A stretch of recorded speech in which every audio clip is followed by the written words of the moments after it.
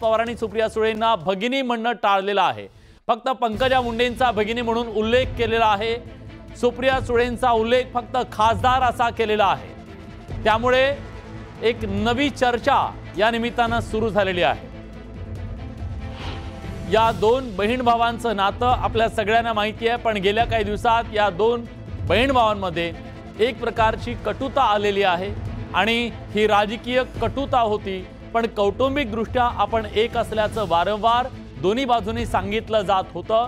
पण आज मात्र सुप्रिया सुळे यांचा फक्त खासदार असा उल्लेख अजित पवार यांनी केला, पण तिकडे पंकजा मुंडे यांचा मात्र भगिनी असा उल्लेख केला।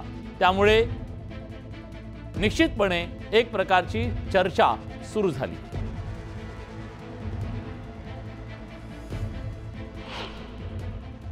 पशुसंवर्धन पर्यावरण खात्याच्या मंत्री पंकजाताई मुंडे, लोकसभा सदस्य सुप्रिया सुळे, राज्यसभा सदस्य सुनेत्रा पवार,